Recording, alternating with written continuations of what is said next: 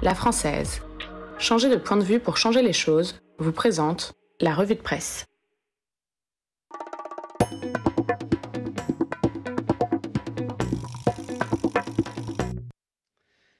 La revue de presse avec Georges Delataille. Georges, bonjour. Il y a de cela quelques jours, c'était le 1er avril. Et le 1er avril, c'est... Le 1er avril, c'est bien sûr le jour des poissons, mais c'est aussi le jour de la réforme du courtage, le grand lancement. La CPR a publié la liste des associations validées pour l'autorégulation.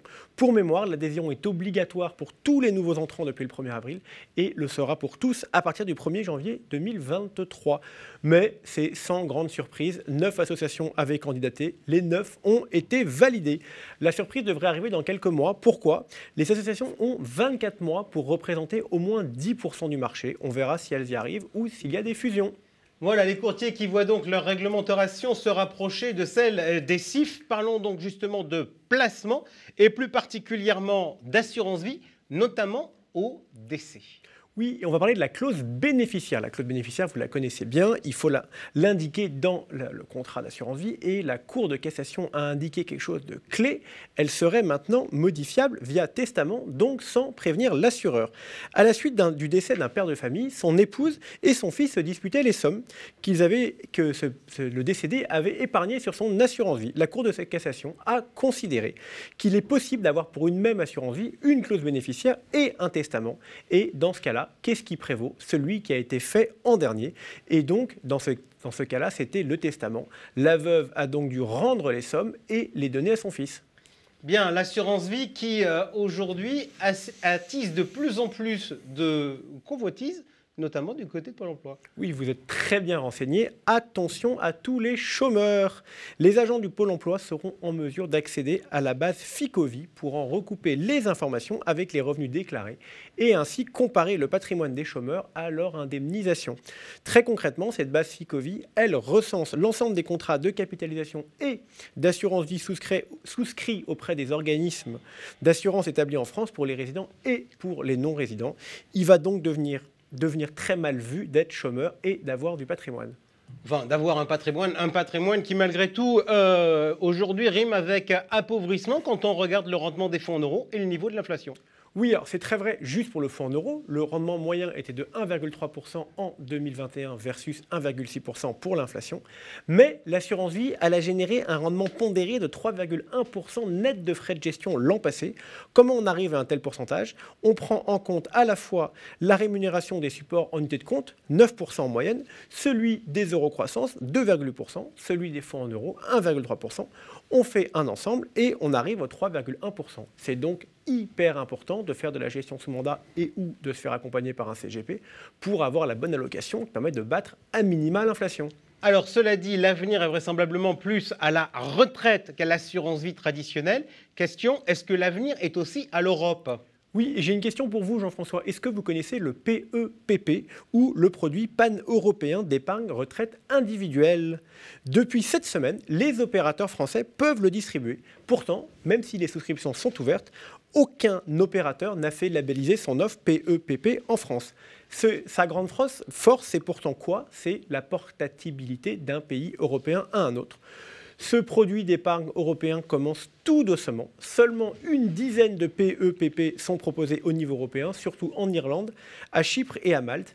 C'est là tout le paradoxe, parce que pourtant en Europe, on a nombre de compagnies d'assurance, de banques, d'institutions de retraite professionnelles présentes dans plusieurs pays. Ils seraient donc très nombreux à pouvoir en commercialiser un. Allez, on passe maintenant du côté de l'actualité des sociétés. Est-ce que vous avez du neuf sur le mariage avorté entre Primonial et Altaria ? Oui, j'ai du neuf des actionnaires de Primonial, dont le management qui passe à l'attaque. Très concrètement, ils réclament 110 millions d'euros. Ils considèrent qu'Altaria est en faute en ayant au dernier moment stoppé le deal, chose qui est très très rare dans ce genre de deal. L'audience se tiendra fin avril. On verra donc dans quelques semaines si c'est un divorce définitif ou s'il y a une réconciliation. Allez, pour continuer sur le sujet des divorces, vous nous avez beaucoup parlé ces derniers temps de H2O. où on est à la maison dirigée par Bruno Krast dans ses relations avec son actionnaire Natixis. Oui, un accord avait été trouvé en janvier 2021 entre Natixis Investment Manager et H2O Asset Management. La finalisation de cet accord vient seulement d'avoir lieu, un retard engendré par les nombreux échanges avec les autorités réglementaires. Sans revenir sur l'affaire Windhorst qui avait terni l'image d'H2O, cet accord met fin à 1 an et demi d'incertitude. Très concrètement, Natixis AM a rendu les 26,61% de capital à H2O qu'il avait et va rendre d'ici 4 à 6 ans les 23,4% restants. Autre chose importante, on a pu le lire entre autres sur H24 Finance, la performance du fonds phare d'H2O remonte très fortement. Bien, on conclut, comme à l'accoutumée, avec le Mercato. Oui, un Mercato avec plusieurs nominations. Nous allons commencer par une femme, Marie Jacot-Cardoen, qui est nommée présidente du directoire d'Edmond Rothschild Asset Management. Nous avons aussi Benjamin de Frouville, qui est nommé vice-président de Morgan Stanley Investment Management en France. Nous avons aussi de nombreux mouvements dans le groupe Arkea, avec Sébastien Barbe, qui devient directeur du pôle produit au sein de Crédit Mutuel Arkea, et du coup, il est remplacé à son ancien poste par François Deltour, qui devient donc président d'Arkea Investment Services. Allez, et quitte à parler des individus, Georges, on ne pouvait pas terminer cette séquence sans parler de quelqu'un en particulier. Oui, et nous voulions bien entendu parler de Jean-Pierre Rondeau, le président d'honneur et le fondateur de la Compagnie des CGP, et un CGP très convaincu, qui prenait très fortement position, qui nous a quittés il y a quelques jours. Voilà, une pensée donc pour sa famille et pour ses proches. Jean-Pierre, c'est décidément un prénom, un hommage. Faisait partie de ces gens qu'on aimait bien.